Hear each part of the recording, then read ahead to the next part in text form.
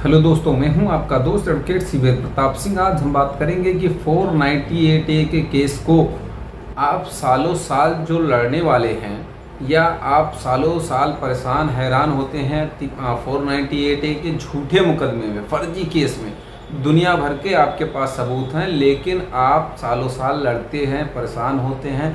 तो अगर ऐसी स्थिति है आपके साथ भी या आपके पास भी 498A का फर्जी और झूठा केस है, तो उसमें आज एक ऐसे दमदार जजमेंट के बारे में बात करेंगे जिसमें कि 498A का केस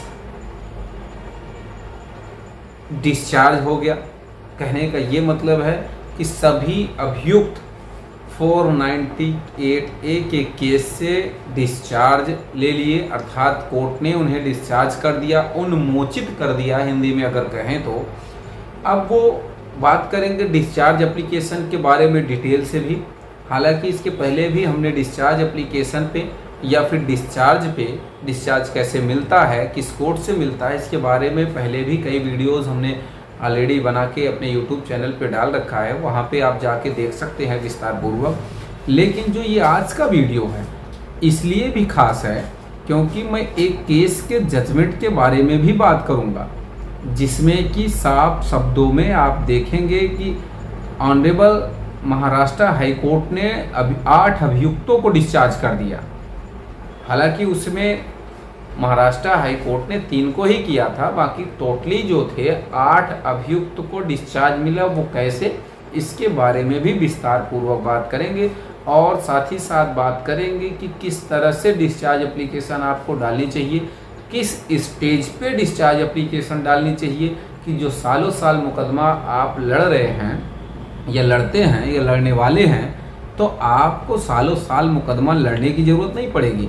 बड़े आराम से आप भी अपने मुकदमे में डिस्चार्ज ले सकते हैं। अगर आपका केस झूठा है, फर्जी है, बेवजह आप उलझें, ट्रायल फेस करें, तो ट्रायल अगर आप नहीं लड़ना चाहते हैं तो ये वीडियो आपके लिए ही इम्पोर्टेंट है, क्योंकि ट्रायल लड़ते लड़ते लोग थक जाते हैं, हरासमेंट होता है, उनका नुकसान होता है, आने जाने का, नौकरी का, चाकरी का, भाई हर तरह से समस्या होती है।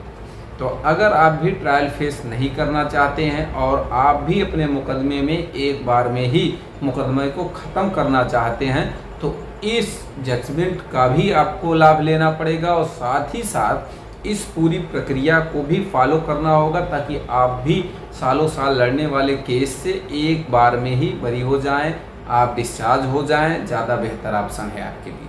तो चलिए बात करते हैं कि डिस्चार्ज जो है धारा 227 CRPC के तहत डिस्चार्ज एप्लीकेशन फाइल की जाती है।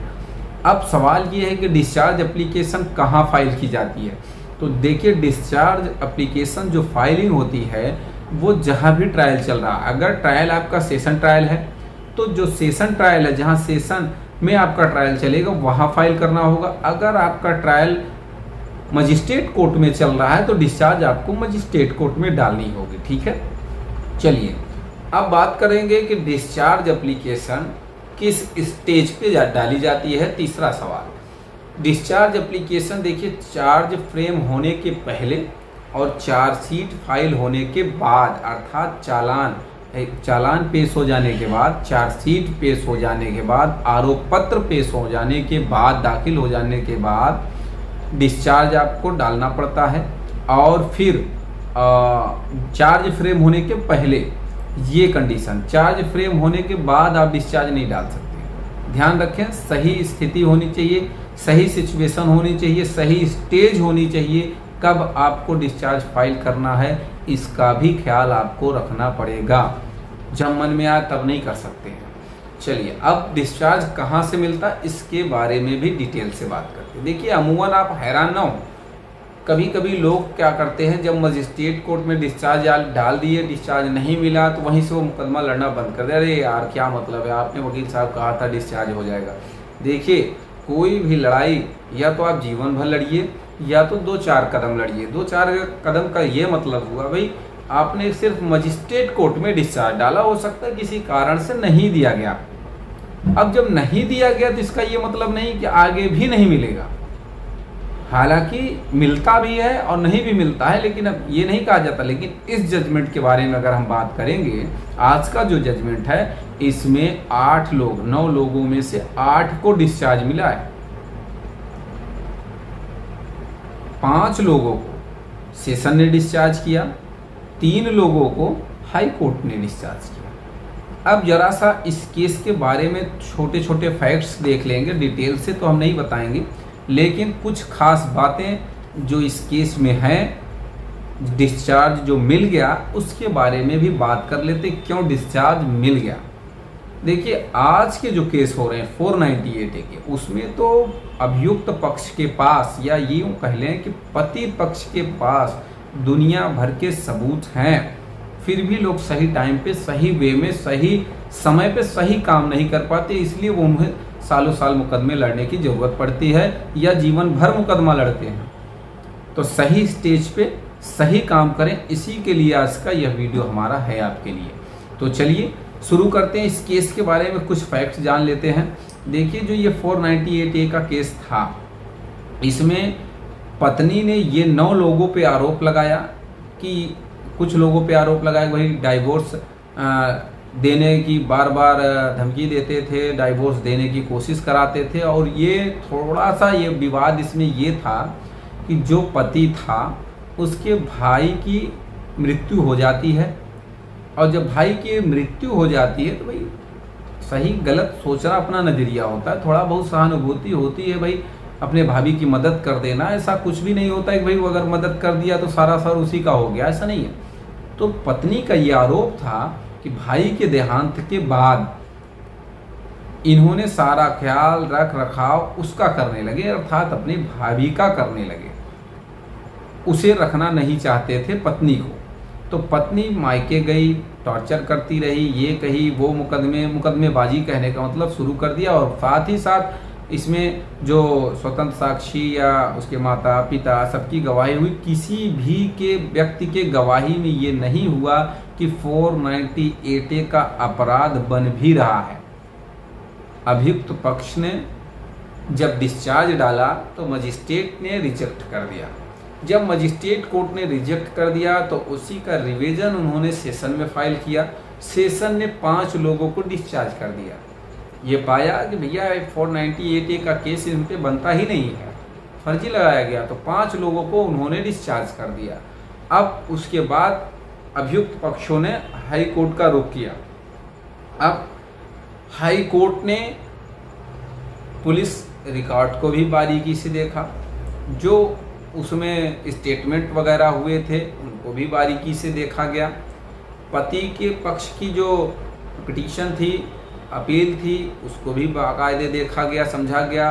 पत्नी का ये कहना था कि इनको गलत डिस्चार्ज मिल गया है, इनका कैंसिल भी होना चाहिए, भाई कोई ना कोई तो अपने फेवर में ऑर्डर लेना ही चाहेगा।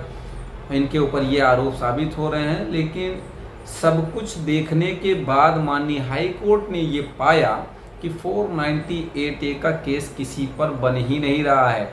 ना स्टेटमेंट में कहीं किसी के बात ये आई है, साबित हो पा रहा है, अस्पष्ट आरोप है, किसी पर भी कोई स्पष्ट आरोप नहीं है। पति पे चलो ठीक है, मान लिया जाए कि भाई दहेज के लिए टॉर्चर किया होगा या क्या हुआ, वो अलग की बात है। तो पति को छोड़कर बाकी को डिस्चार्ज कर दिया माननीय हाई कोर्ट ने। अब ये केस क्या है वो भी समझ लें। Satish Vakil Bagade and 3 others versus state of Maharashtra and others, ये क्रिमिनल अपील जो थी नंबर है 676 सन 2019।